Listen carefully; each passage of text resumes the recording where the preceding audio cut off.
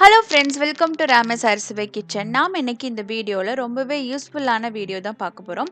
நாம் யூஸ் பண்ணி தூக்கி போடுற லெமனை வச்சு ஒரு சூப்பரான கிச்சன் கிளீனர் வந்து செய்யலாம். இதை வந்து நீங்கள் கிச்சனில் இருக்கிற எல்லா பொருட்களை க்ளீன் பண்ணுறதுக்கும் நீங்கள் யூஸ் பண்ணலாம்.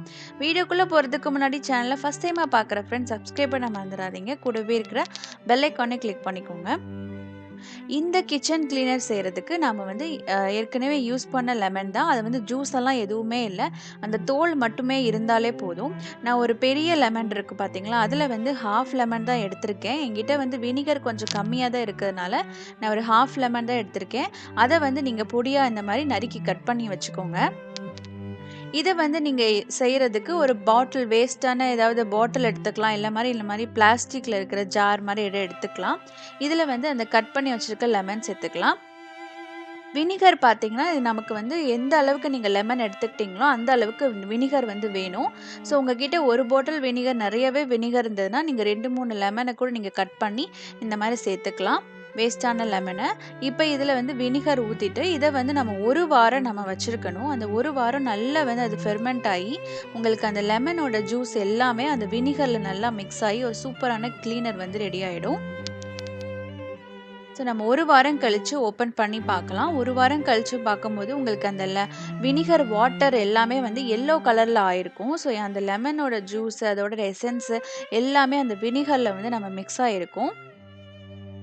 ஸோ இதை வந்து நம்ம ஸ்ப்ரே பாட்டிலில் ஊற்றி வச்சுக்கலாம். நம்ம மார்க்கெட்லேயே உங்களுக்கு நல்ல எம்டி ஸ்ப்ரே பாட்டில் கிடைக்குது, இல்லை நீங்கள் எந்த ஸ்ப்ரே பாட்டில் வேணால் யூஸ் பண்ணிக்கலாம். இதில் வந்து இந்த பாட்டிலில் ஹாஃப் அளவுக்கு தண்ணி எடுத்திருக்கேன். ஸோ அதில் வந்து இந்த வினிகர் கிளீனரை வந்து நம்ம சேர்த்துக்கலாம்.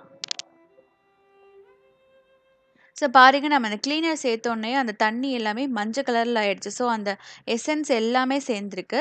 இதில் வந்து நீங்கள் எசென்ஷியல் ஆயில் வந்து இருக்கும், லெமன் ஆயில், லாவெண்டர் ஆயில், இந்த மாதிரி அந்த அரோமா கொடுக்குற ஆயில் வந்து நிறையா இருக்கும். அதை நீங்கள் மிக்ஸ் பண்ணிட்டீங்கன்னா இந்த கிளீனரோட ஸ்மெல் சூப்பராக இருக்கும்.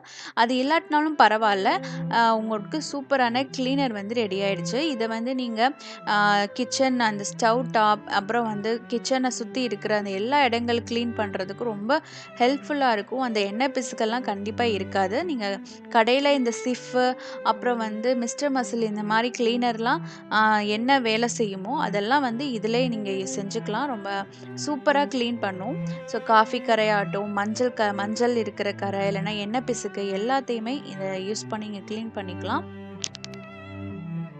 என்கிட்ட வந்து வினிகரோட அளவு வந்து கம்மியாக இருந்ததுனால நான் கொஞ்சம் தான் செஞ்சுருக்கேன். நீங்கள் வந்து நிறையவே இந்த மாதிரி ஸ்டோர் பண்ணி வச்சுக்கோங்க. 1 வீக் தான் இருக்குன்னு நான் சொல்லியிருக்கேன். ஆனால் வந்து இதை நீங்கள் 2 வாரம் 3 வாரம் வச்சுக்கும் போது இன்னும் அந்த எசென்ஷியல் ஆயில் வந்து, அந்த எசன்ஸ், லெமனோட எசன்ஸ் எல்லாமே அந்த வினிகரில் நல்லா மிக்ஸ் ஆகி உங்களுக்கு இன்னும் நல்ல பெட்டர் க்ளீனராக உங்களுக்கு கிடைக்கும்.